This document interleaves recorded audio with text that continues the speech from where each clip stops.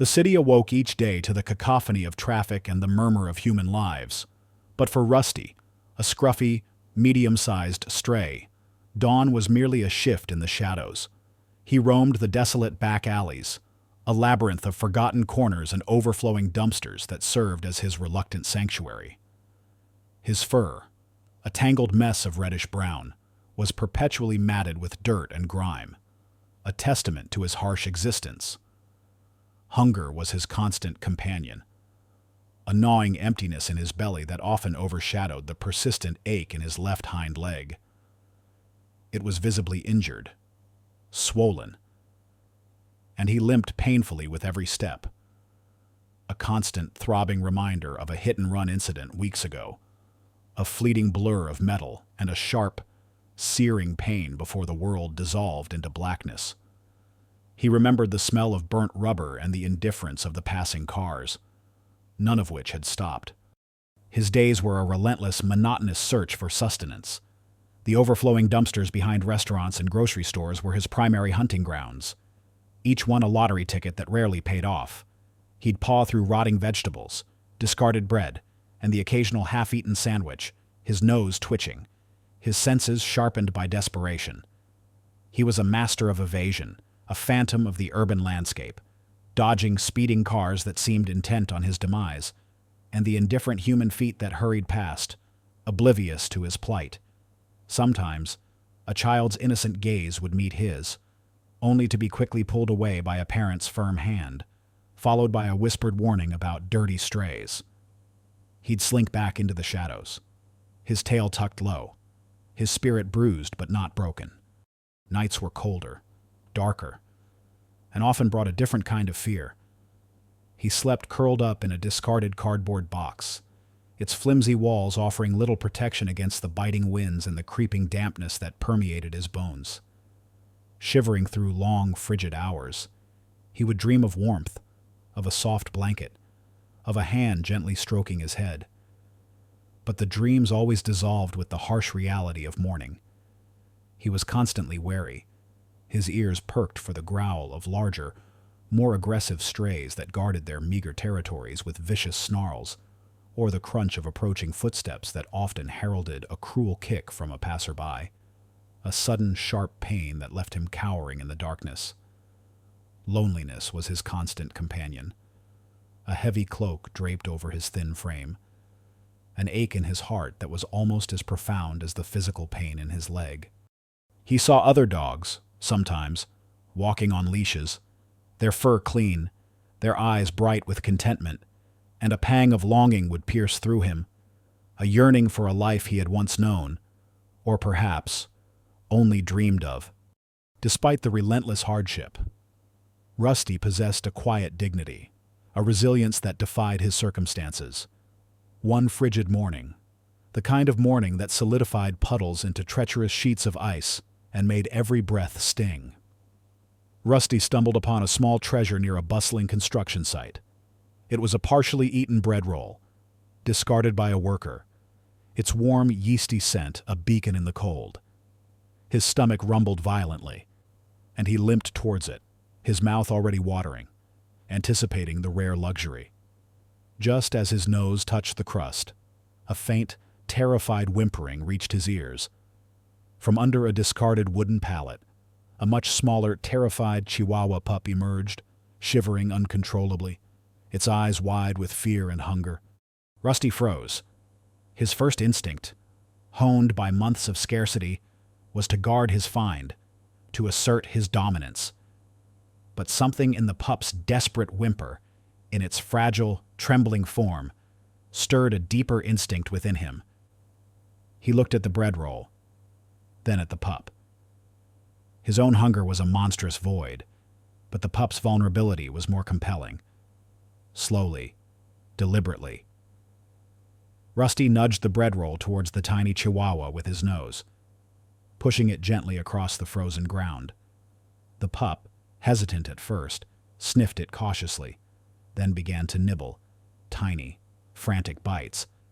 Rusty watched, his tail giving a barely perceptible twitch, a silent acknowledgement of the small act of sacrifice. He then retreated slightly, limping a few feet away, positioning himself as a silent sentinel, ensuring the pup's safety from any larger, more aggressive dogs that might suddenly appear. He watched as the pup devoured the bread, a silent guardian in the cold, gray dawn. This small act of selflessness, a moment of profound empathy from a creature whose own existence was a daily struggle, highlighted the inherent goodness within him, a kindness that no amount of suffering could extinguish. Despite his harsh, anonymous existence, there were subtle hints of a life before the streets. Rusty occasionally looked up at the sky with an unusual intensity, his head tilted slightly, his eyes, often dull with weariness, suddenly alight with a faraway gaze, as if searching for something beyond the grimy rooftops. Was it a forgotten scent, a distant sound, a memory triggered by the vastness above? Around his neck, barely visible beneath his tangled fur, was a faint, almost faded collar mark, a slight indentation in his skin where a collar had once rested. It was a silent testament to a past life, a forgotten home, a time when he was not alone, when he had a name given by humans, when he was perhaps cherished. It hinted at a period of warmth and security, a stark contrast to his present reality. He also possessed an uncanny ability to sense changes in the weather, long before the first drops of rain or the sharp bite of a sudden cold front. Rusty would grow restless, his fur bristling, his ears twitching. He would seek out the driest, most sheltered spots, often finding refuge just before a storm broke, an instinct born of survival, but also hinting at an acute awareness of his environment. These were small, seemingly insignificant details, but they were threads connecting him to a different existence, a forgotten past, a hidden depth that lay beneath the surface of his ragged, weary form. The city continued its relentless hum, indifferent to the small dramas unfolding in its forgotten corners.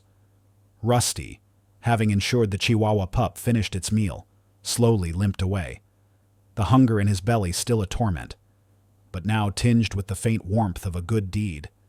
He moved through the familiar alleys, his injured leg throbbing with every step, the cold seeping into his bones. He knew no other life now, only the constant struggle for survival. He didn't know that the fragile piece of his solitary existence, his quiet before the storm, was about to be shattered. A different kind of storm was brewing, one that would bring not only harsher challenges, but also an unexpected turning point, a moment that would forever alter the trajectory of his weary life. The stage was set, the protagonist was in place, and the unseen forces of fate were already beginning to weave the threads of his future. The sound of distant thunder, though unheard by human ears, seemed to rumble a silent prelude to the dramatic change that awaited Rusty. The city, usually a vibrant tapestry of sounds and smells, had been muted by an unexpected, brutal cold snap. Winter had descended with an unforgiving ferocity, freezing the usual sources of scraps solid. Dumpster lids were rimmed with ice, and the lingering scents of discarded food were locked beneath a thin, unyielding crust. For Rusty, the sudden drop in temperature was a torment. His injured leg, a constant throb even in milder weather, now ached with an agonizing intensity. Each step a jolt of searing pain. The cardboard box he called home offered even less solace against the biting wind that whipped through the alleys. Shelters, often a last resort, became even more dangerous, overcrowded with desperate strays, their growls sharper, their fights more brutal over dwindling resources, driven by a gnawing hunger that had escalated from a dull ache to a sharp, unbearable emptiness, and pushed by the relentless cold. Rusty made a desperate decision. He ventured further than usual, pushing past the familiar stench of the back alleys, moving beyond the gritty industrial zones, and into a more affluent part of the city. This was an area he normally avoided. It was cleaner, brighter, and teeming with well-fed, territorial pets whose barks echoed with a sense of entitlement. More importantly, it was crawling with watchful human eyes, the kind that quickly called animal control or shooed away anything that didn't belong.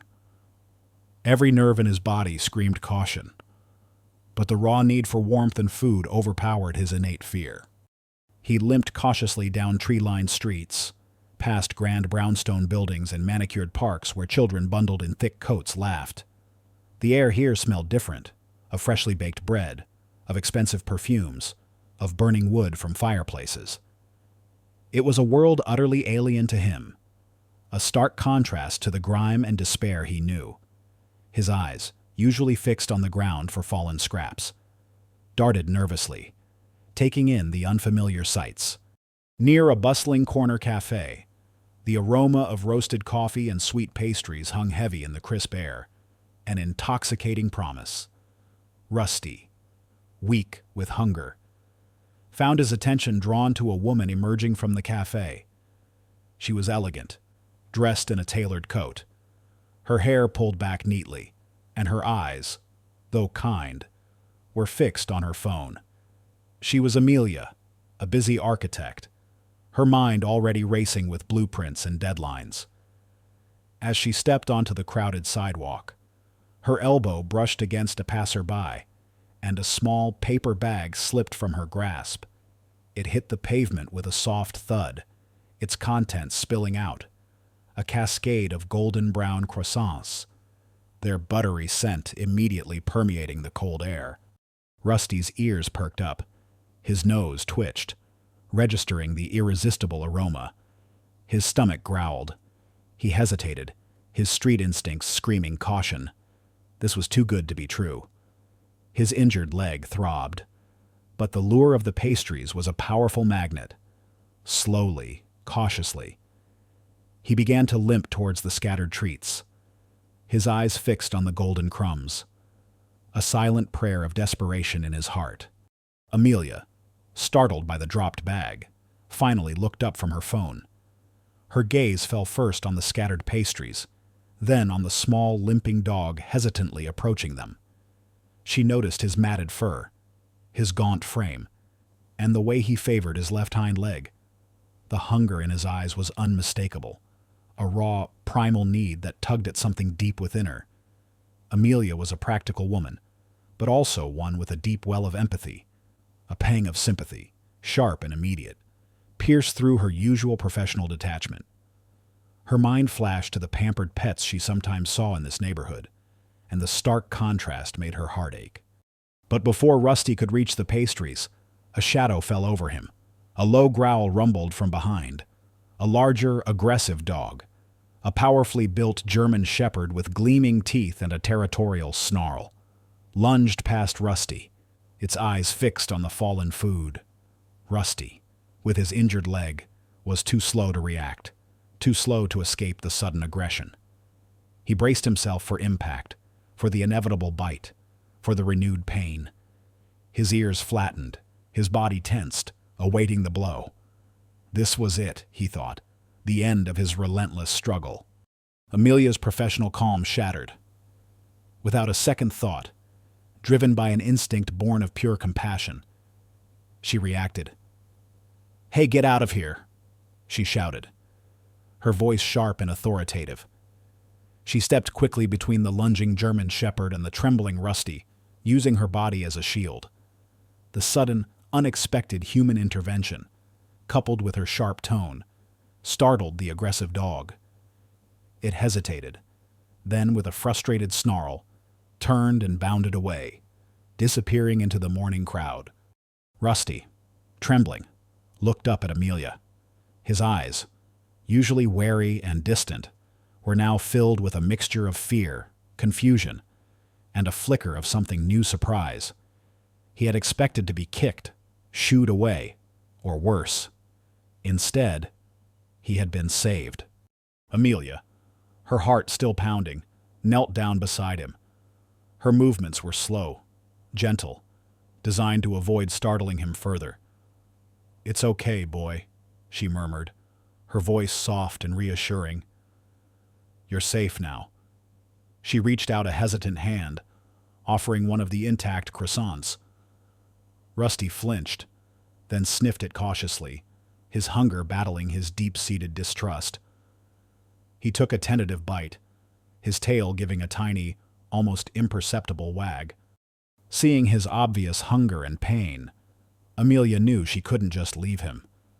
The kind of person who leaves an injured, starving creature to fend for itself was not who she was.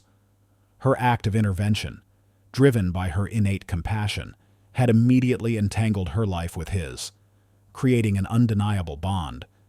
This was the point of no return. She couldn't ignore him. She couldn't walk away. His vulnerable form, his trusting eyes as he ate the croissant, ignited a protective instinct within her. She knew, with a certainty that surprised her, that her life was about to change.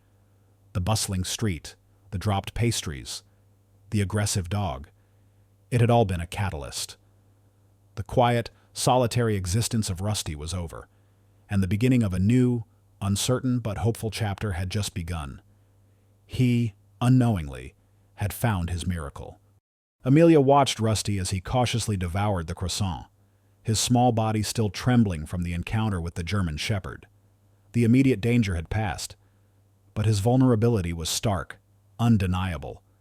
She couldn't simply walk away. Her mind, usually occupied with the precise angles and structural integrity of buildings, was now consumed by the raw, desperate need in the dog's eyes. Without a moment's hesitation, she made a decision that would redefine her carefully constructed life. "Come on, boy," she murmured, her voice soft and reassuring. She didn't expect him to follow, given his deep-seated fear of humans. But as she stood up slowly and began to walk, he hesitated, then, with a limping, tentative gait, followed her. The trust was fragile, nascent, but it was there. Amelia hailed a taxi, an unusual luxury for her morning commute, but one she felt was necessary. The driver, initially hesitant to allow a stray dog into his clean vehicle, relented after seeing the dog's obvious injury and Amelia's determined gaze. Rusty whimpered softly during the ride, his eyes darting, but he remained still against Amelia's side, a silent promise of his newfound dependence. She took him directly to the local animal clinic, a small, bustling establishment known for its compassionate care. Dr. Evans, a kindly veterinarian with a perpetually calm demeanor and eyes that missed nothing, examined Rusty's leg. His face, usually neutral, grew serious. "It's a tibia fracture, Amelia," he explained, pointing to an X-ray on the light box. "Looks like it's been healing improperly for a while, likely from that hit and run you mentioned. He'll need surgery, and then extensive physical therapy. It's a long road, and not a cheap one." The cost was indeed high, a sum that would make a significant dent in Amelia's savings. She was an architect, comfortable, but not wealthy. Yet, as she looked at Rusty, cowering slightly on the examination table, his eyes still holding that flicker of hope she had seen on the street, she didn't waver. His gentle nature, despite his fear and pain, had touched her deeply. "Do it, Dr. Evans," she said, her voice firm. "Whatever it takes." Dr. Evans smiled, a rare, genuine smile. "He's a lucky dog. Amelia, very lucky." Rusty's initial fear and distrust slowly began to wane during his recovery at Amelia's apartment. The first few days were a challenge.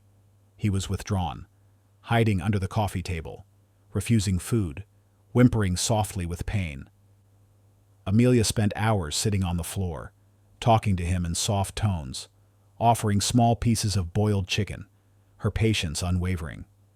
The vet technician, Liam, a young man with a quiet disposition and an uncanny way with animals, came by daily to change Rusty's bandages and administer medication, becoming an unofficial helper in this unexpected journey. He was the only other person Rusty seemed to tolerate besides Amelia. Liam, too, noticed the unusual spark in Rusty's eyes. Slowly, imperceptibly at first, Rusty's true nature began to emerge. His intelligence was the first thing Amelia noticed. He learned simple commands with remarkable speed, far quicker than any dog she had ever encountered. "Sit. Stay. Come." He grasped them within a day, his eyes following her every gesture, eager to please. He quickly understood the routine of the apartment when it was time for his medication, when Amelia was leaving for work, when she would return. He'd wait patiently by the door, not whimpering, but with a silent, expectant gaze. But it was his uncanny emotional sensitivity that truly amazed her. One evening, after a particularly stressful day at work, Amelia found herself hunched over her drafting table, her head in her hands, overwhelmed by a complex design problem. Rusty, who had been resting quietly in his orthopedic bed, slowly limped over to her. He nudged her hand with his nose, then gently laid his head on her lap, looking up at her with eyes that seemed to understand her distress. He didn't bark, didn't demand attention, simply offered a quiet, comforting presence. His soft fur against her hand, his steady breathing, was a balm to her frayed nerves. It was as if he sensed her emotional state and instinctively offered solace. He didn't show off these traits. They simply became apparent through his quiet, profound interactions with her, an unveiling of a unique personality beneath the scruffy exterior. Liam, during his visits, also witnessed these moments, noting Rusty's unusual calm and responsiveness to Amelia's emotions. However, not everyone viewed Rusty with such warmth. Mrs. Gable, Amelia's next-door neighbor, was a woman who lived by strict rules and unyielding prejudices. She was a self-proclaimed connoisseur of purebred dogs, owning a meticulously groomed miniature poodle named Fifi, whom she paraded around the building with an air of superiority. Mrs. Gable, a staunch advocate for building regulations, had an eagle eye for anything out of place. She had observed Amelia bringing in the scruffy stray, and her disapproval had been immediate and absolute. A dirty stray. Amelia. In our building. Mrs. Gable had sniffed, her voice laced with disdain, the very first time she saw Rusty, limping slightly but already looking a little cleaner, being led into Amelia's apartment. There are strict no-pet policies for non-registered animals, you know, and I certainly hope that thing isn't a health hazard. She saw him not as a creature in need, but as a violation, a nuisance. She was the antagonist type B, a misguided individual blinded by arrogance and prejudice, who would publicly scorn and challenge Amelia. Mrs. Gable began her campaign against Rusty and Amelia. She started with subtle complaints to the building management, anonymous at first, about unidentified animal odors and unnecessary noise from Amelia's apartment. She spread rumors among the other residents during their weekly coffee mornings, exaggerating Rusty's occasional whimpers of pain into aggressive growls, and his limping gait into a menacing limp. That creature is clearly unstable, she'd declare, stirring fear and distrust. And I saw him on the street, dirty, with fleas. It's a health risk to us all. Her aim was clear: to get Rusty removed from the building, and perhaps to make Amelia's life difficult enough that she, too, would leave. Amelia tried to reason with her, explaining Rusty's story, his injury, his gentle nature, but Mrs. Gable was unyielding, impervious to empathy. Rules are rules, dear, and compassion doesn't override the safety and comfort of paying residents. She even made formal complaints, citing specific clauses in the building's bylaws about unauthorized animals. Her actions were driven by a rigid adherence to perceived order and a deep-seated contempt for anything that didn't fit her narrow definition of proper. She firmly believed that strays belonged in shelters, or, ideally, out of sight. The building management, a bureaucratic entity that prioritized regulations over individual circumstances, began to take notice. Amelia received an official letter, a stern warning about the unauthorized animal in her apartment. The letter hinted at escalating actions if the matter was not resolved. Amelia felt a cold dread in her stomach. She had hoped to keep Rusty's presence quiet until he was fully healed. But Mrs. Gable's relentless campaign had brought the conflict to a head prematurely. Rusty, with his uncanny sensitivity, seemed to sense the growing tension. He would look at Amelia with worried eyes whenever the doorbell rang, or when Amelia read the letters from the building management, her brow furrowed with concern. He would press his head against her leg, as if offering comfort, or perhaps seeking reassurance. His presence, once a source of quiet joy and companionship, was now also a source of mounting anxiety for Amelia. The initial confrontation had begun. The unveiling of Rusty's extraordinary qualities was complete, at least to Amelia and Liam, the kind vet tech. But to Mrs. Gable, he was nothing more than a dirty stray, a problem to be eliminated. The stage was set for a much larger conflict, one that would pit compassion against bureaucracy, and an innocent animal's right to a home against the rigid dictates of rules and prejudice. Amelia knew, with a sinking heart, that the fight for Rusty's future had just begun, and it would be far more challenging than she had anticipated. The official letter from the building management lay on Amelia's kitchen counter, a stark white rectangle of dread. It stated, in cold, bureaucratic language, that due to repeated complaints regarding an unauthorized animal, Rusty had to be removed from her apartment within 72 hours. Failure to comply would result in Amelia facing eviction. 72 hours. 3 days. The words pulsed with an insidious urgency, each tick of the clock amplifying the pressure on Amelia's chest. This was the ultimate test, a direct confrontation between her compassion and the rigid rules of the world she inhabited.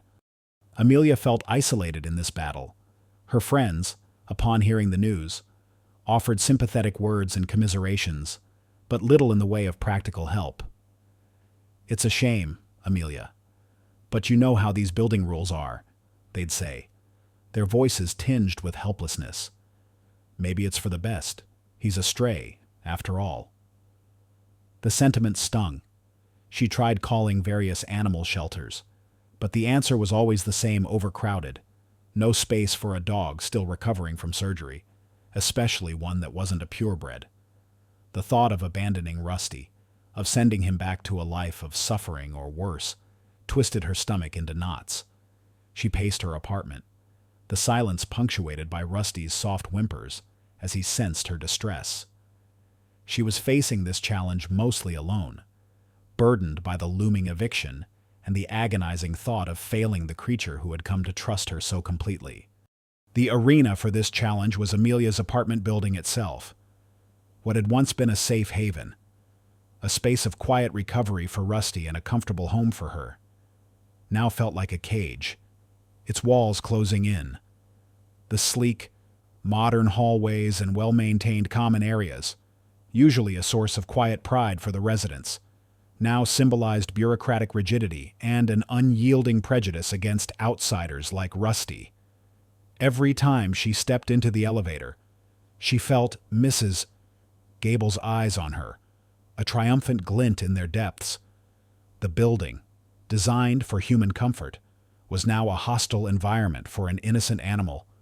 Amelia spent the first day in a frenzy of activity, a desperate scramble against the ticking clock. She called every animal welfare organization she could find, explaining Rusty's unique situation, his intelligence, his emotional sensitivity. Most were kind but unhelpful, constrained by their own limitations. She contacted lawyers, hoping to find a loophole in the building's bylaws, but the clauses regarding pets seemed ironclad. "Unless he's a certified service animal, there's not much we can do, Ms. Hayes," one lawyer had told her, his voice devoid of hope.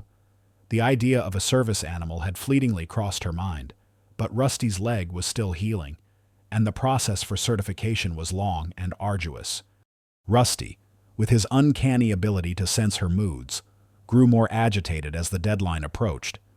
He would follow her from room to room, his head tilted, his eyes mirroring her worry.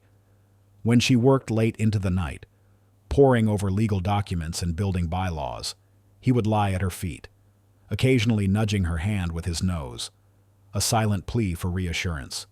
He was becoming more agile now, his leg gaining strength with each passing day, but the prospect of losing his newfound home terrified him.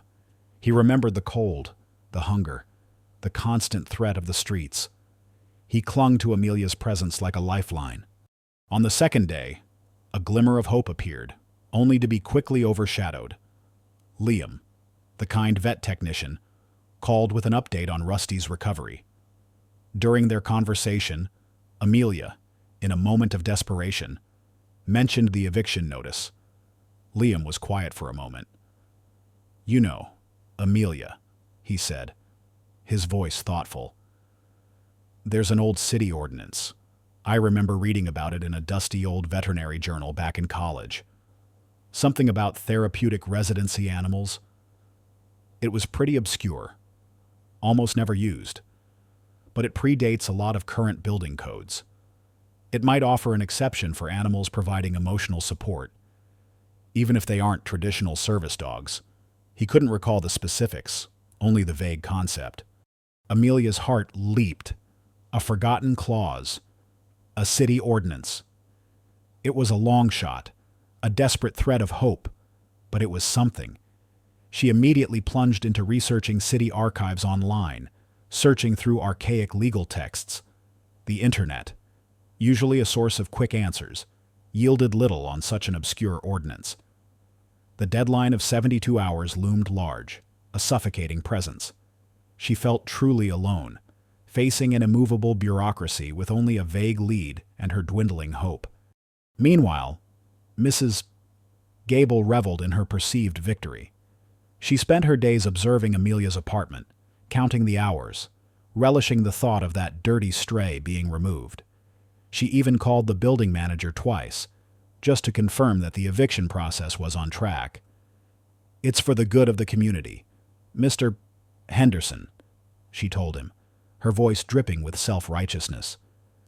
"Rules must be upheld, you understand. We can't have chaos." Mr. Henderson, a stern, by-the-book manager, assured her that he would follow protocol. He saw Mrs. Gable as a valuable, rule-abiding resident, and Amelia's situation as a straightforward breach of contract. He had no interest in the nuances of compassion. The final morning dawned, cold and gray. Only hours remained before the deadline. Amelia had barely slept, her eyes burning from staring at her computer screen. She had found snippets of information about the Therapeutic Residency Animal Ordinance of 1985, buried deep within city planning archives. It specified criteria for animals that could reside in otherwise pet-free buildings if they provided verifiable emotional support to a resident with documented needs.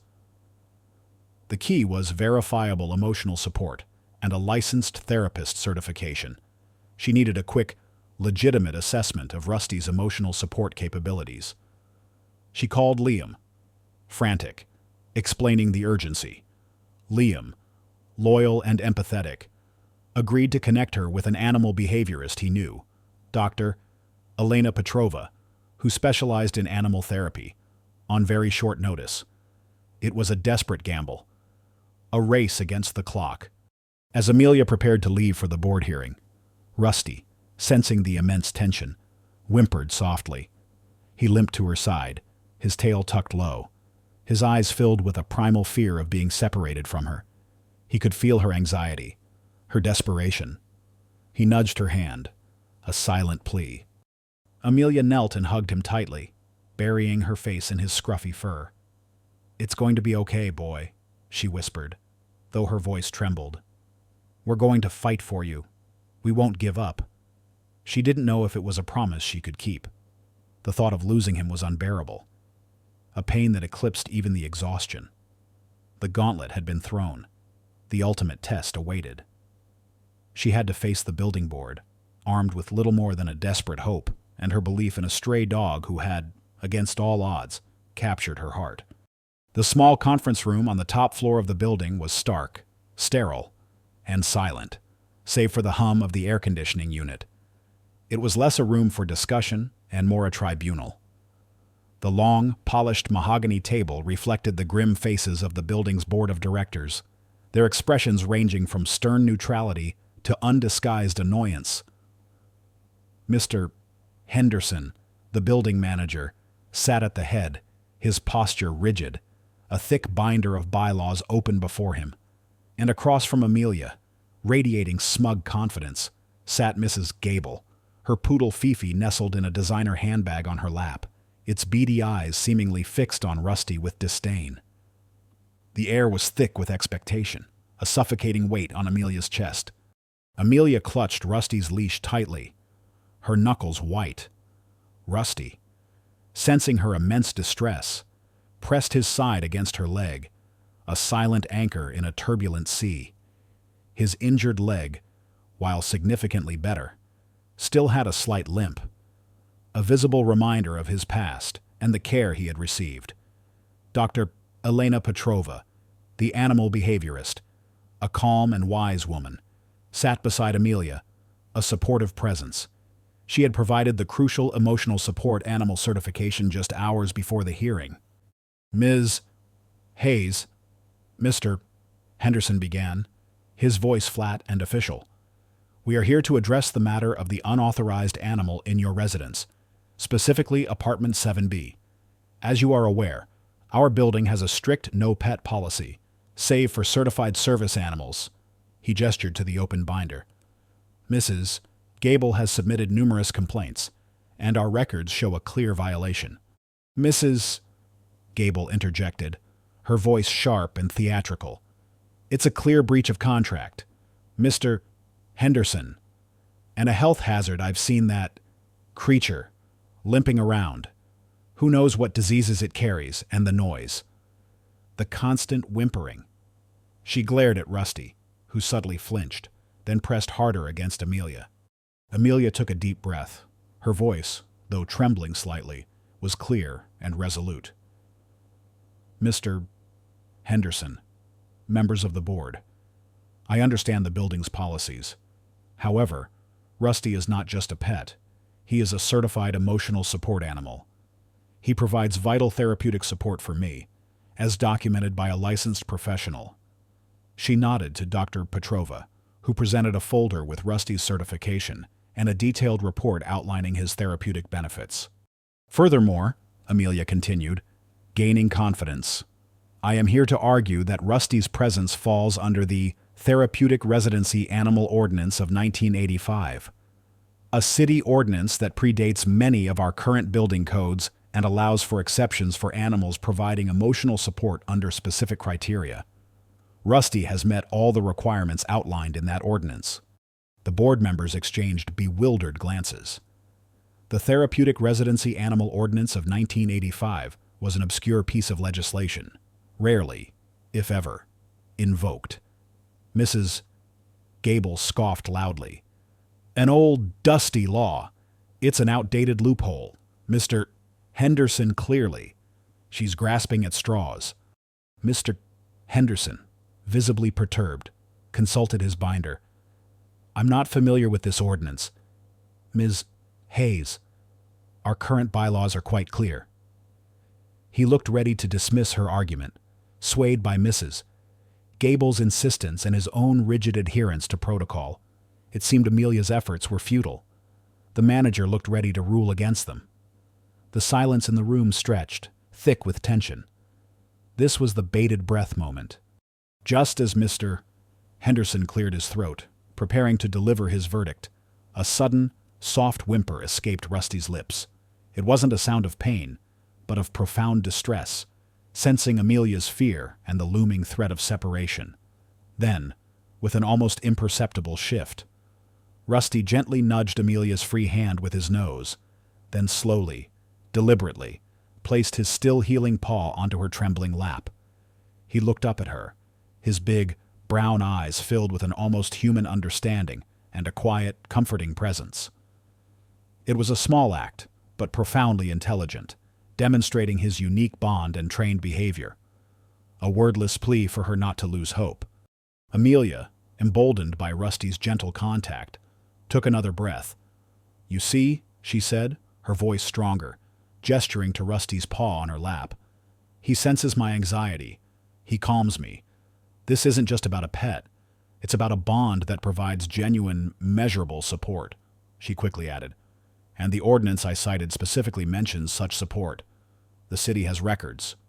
The board members' faces transformed from skepticism to utter astonishment, then to a dawning admiration. Mrs. Gable was speechless, her jaw slack, her smugness completely shattered. Her poodle, Fifi, sensing her owner's distress, let out a nervous yelp. The few other residents present, who had gathered outside the room, drawn by the commotion, began to murmur in awe, then break into quiet applause, acknowledging Rusty's right to stay and Amelia's triumph. Based on this, Mr. Henderson, Daniel continued, turning off his tablet, it seems Ms.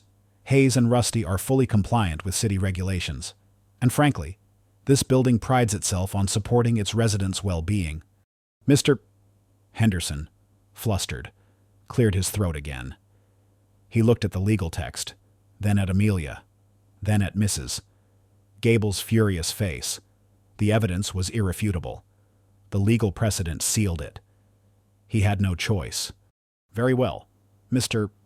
Henderson announced, his voice devoid of its previous rigidity. Given the documentation provided by Dr. Petrova, the certification of emotional support, and the valid city ordinance, the board rules in favor of Ms. Hayes. Rusty is officially recognized as a resident, under the therapeutic residency animal exception. The complaints are dismissed. A wave of quiet applause rippled through the small group of residents outside the room, then slowly spread to the board members. It was a soft, gentle sound at first, then grew in volume, acknowledging not just Rusty's right to stay, but Amelia's tenacity and Daniel's crucial support. Mrs. Gable, unable to bear the humiliation, snatched up Fifi and stormed out of the room, a picture of defeated fury. Amelia felt an overwhelming wave of relief, so profound it almost brought her to her knees. She knelt and hugged Rusty tightly, burying her face in his fur, tears of joy streaming down her cheeks. He licked her face gently, his tail giving a happy, rhythmic thump against the floor. They had won. The bond they had formed, forged in the crucible of fear and desperation, had proven stronger than any rulebook or prejudice. Rusty, the injured stray, had found his vindication, his right to a home, all thanks to one kind stranger and his own quiet, extraordinary spirit. The miracle had happened. The quiet applause in the conference room lingered, a soft symphony of triumph that marked not only Rusty's vindication, but also the beginning of a new chapter for Amelia.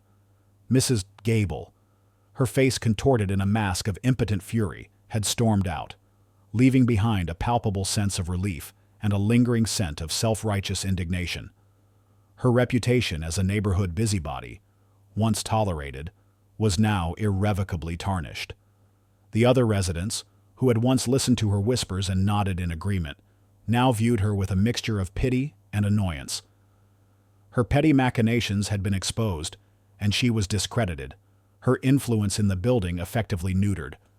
She continued to live there, but her pronouncements were met with polite silence or knowing glances, effectively ostracized by the very community she sought to control. Mr. Henderson, the building manager, initially stiff and unyielding, had been visibly humbled by Daniel's intervention and the indisputable legal precedent. He approached Amelia after the ruling, his face less rigid, a hint of genuine respect in his eyes. "Ms. Hayes," he said, his voice softer than before. I apologize for the distress this process has caused. I was simply upholding the rules as I understood them. Thank you for enlightening us on the city ordinance." He publicly acknowledged Amelia's diligence and Rusty's positive impact, promising to review the building's pet policies in light of the new information, particularly regarding emotional support animals. This was a significant step, signaling a shift from rigid adherence to compassionate understanding. For Rusty, the immediate aftermath was a surge of relief he hadn't known was possible. The tension in Amelia's body, which he had sensed so keenly, dissipated. Her soft touches and happy murmurs were a balm to his anxious spirit. Over the following weeks, his injured leg made remarkable progress. Under Liam's dedicated care at the clinic and Amelia's unwavering commitment to his physical therapy exercises, his limp gradually lessened. He gained strength, his muscles rebuilding, and his once fragile movements became more confident, more fluid. The chronic ache that had plagued him for months finally subsided, replaced by a renewed spring in his step. He could run, not just limp, chase squirrels in the park, and even play fetch with a boundless energy he hadn't possessed since his days as a young pup, before the streets claimed him. His coat, regularly brushed and cared for by Amelia, lost its matted tangles, revealing the rich reddish-brown hues beneath, a vibrant testament to his healing. Amelia's life, too, stabilized and flourished. The relentless pressure of the eviction notice and Mrs. Gable's constant harassment lifted, allowing her to breathe freely for the first time in months. She became known in the building, not just as the woman with the stray dog, but as a compassionate advocate, a person who stood up for what was right. Her architectural work, which had suffered under the weight of her personal anxieties, benefited immensely from her renewed emotional well-being. With Rusty's comforting presence at home and the peace of mind that came with his secure residency, Amelia found a new clarity and focus in her designs. She started incorporating elements inspired by nature and the human-animal bond into her projects, giving her work a unique, empathetic touch that resonated with clients. Her career began to thrive, recognized not only for its technical brilliance but also for its profound humanity. One crisp autumn evening, after Rusty had finished his final physical therapy session with Liam, Amelia and Rusty sat on the plush rug in her living room, a quiet, contemplative scene. Rusty, fully recovered, stretched out comfortably beside her, his head resting on her lap, his eyes soft and trusting. Amelia ran her fingers through his now silky fur, a gentle, rhythmic motion. Who would have thought? Boy, Amelia murmured, her voice laced with wonder, that a dropped bag of pastries and a stubborn old ordinance would lead us here. She paused, reflecting. You know, before you came along, my life was predictable, safe, but also a little empty. I was so focused on building structures, I forgot to build a life beyond them. Rusty nudged her hand with his nose, a soft whine escaping his throat, as if urging her to continue. You taught me to look beyond the surface, Rusty, she continued, her gaze fixed on the flickering flames in the fireplace.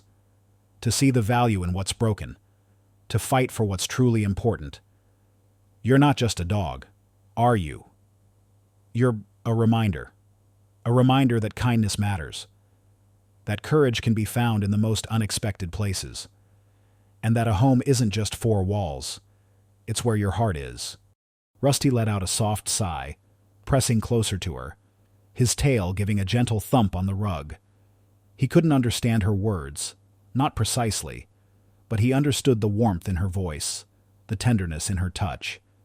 He remembered the cold, the hunger, the constant fear of the streets.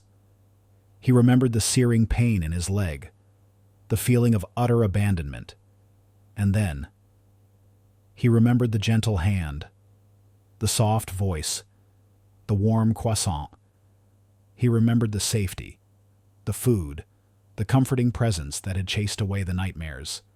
He understood the concept of home now, not just as a place of shelter, but as a feeling of belonging, of being truly seen and loved. Their journey had been fraught with challenges, a testament to the stubbornness of bureaucracy and prejudice.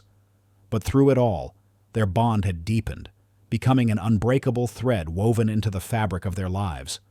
Amelia had rescued Rusty, but in a profound way, he had rescued her too, filling a void she hadn't even realized existed. Their contemplative dialogue, though one-sided in words, was a shared understanding, a silent acknowledgement of the incredible transformation they had undergone together. The new calm in their lives was not just an absence of conflict, but a profound peace built on mutual trust, unwavering compassion, and the quiet joy of an unexpected family. 1 year later, the whispers of the past, of cold streets and hungry nights, had faded into distant echoes for Rusty. His life with Amelia had blossomed into a vibrant tapestry of boundless joy and unwavering companionship. He was no longer the scruffy stray with a broken leg, but a healthy, happy, and utterly beloved member of Amelia's family, his reddish-brown fur gleaming, his eyes bright with intelligence and contentment. He had become a local celebrity in their apartment building, adored by the children who would line up to pet his soft fur, and even grudgingly tolerated by Mrs. Gable, who, though still adhering to her rigid principles, could not deny the palpable change in the building's atmosphere thanks to Rusty's calming presence. Her scoffs were fewer, her glares less intense, replaced by a reluctant nod if she passed him in the hallway. Amelia's career as an architect had not just stabilized, it had soared to new heights. Her designs now bore a unique signature, incorporating elements of human-animal interaction and biophilic design. Inspired directly by her profound connection with Rusty, her portfolio showcased projects that blended functionality with empathy, creating spaces that fostered well-being for both people and their companion animals. Clients were drawn to her innovative approach, recognizing the profound humanity woven into her structures. She was a sought-after speaker at architectural conferences, her story of resilience and compassion as compelling as her groundbreaking designs. She had found not just professional success, but a deep, abiding sense of purpose, her work a reflection of the lessons Rusty had taught her. Rusty and Amelia were inseparable. He would often accompany her to work, curling up quietly under her desk, a comforting presence as she drafted blueprints. In the evenings, they would take long walks in the park, Rusty now running with an effortless grace, his once injured leg indistinguishable from the others. Their bond had grown stronger with each passing day, a silent language of understanding and affection that transcended species. Amelia's once predictable life was now filled with spontaneous joy, morning cuddles, and the quiet comfort of a loyal companion. Inspired by Rusty's transformative journey, Amelia felt a profound calling to pay it forward. She knew there were countless other animals suffering on the streets, just as Rusty once had. 6 months after the ruling, she channeled her renewed energy and a portion of her burgeoning income into establishing a nonprofit foundation, Rusty's Haven. The foundation was dedicated to rescuing and rehabilitating injured stray animals from the city's streets, providing them with comprehensive medical care, nutritious food, and, most importantly, specialized training to become certified emotional support animals. The goal was to give these forgotten creatures a second chance, not just at life, but at finding loving homes where their unique ability to connect and comfort could be valued. Rusty himself became the foundation's beloved mascot. He was a regular visitor to the shelter, his calm and gentle demeanor serving as an immediate comfort to new arrivals, traumatized and fearful. He would lie patiently beside nervous pups, offering a silent reassurance, his presence a living testament to hope and healing. His story, told countless times, became the cornerstone of Rusty's Haven, inspiring donors and volunteers to join their mission. Amelia, with Liam's unwavering support as head of veterinary services, expanded the foundation's reach, collaborating with local therapists to match rehabilitated animals with individuals in need of emotional support, creating countless new bonds like the one she shared with Rusty. The story culminates on a bright, sun-drenched afternoon in a sprawling city park. Rusty, now fully recovered and radiating health, bounds across a vast green field, his ears flapping in the wind, his tail wagging furiously. His once injured leg is strong and healthy, propelling him forward with a joyful energy. He chases a thrown ball, retrieves it with eager enthusiasm, and then, mid-stride, he pauses. He turns his head, his gaze sweeping across the expansive park, past the laughing children, the strolling couples, the distant city skyline. His eyes, clear and bright, find Amelia, standing by a picnic blanket, watching him with a wide, loving smile. He then bounds back to her, dropping the ball at her feet, his head tilted slightly, a look of pure joy and profound gratitude in his eyes. He nuzzles her hand, a soft rumble of contentment in his chest. Amelia kneels, wraps her arms around him, burying her face in his warm, silky fur. The sun shines down on them, a golden halo, symbolizing freedom, healing, and the boundless love that has transformed not only Rusty's life, but Amelia's, and now, through their shared mission, the lives of countless other forgotten souls. The park, once just a patch of green in a bustling city, has become a symbol of second chances, of the enduring power of compassion, and of the quiet miracle that unfolded from a dropped bag of pastries and an injured stray dog. If this story stirred your heart, if it reminds you that courage can alter destinies and that light always finds a path even in the deepest darkness, please leave a comment. Share this story with those who need inspiration. Like, subscribe, and hit the bell to never miss our upcoming stories.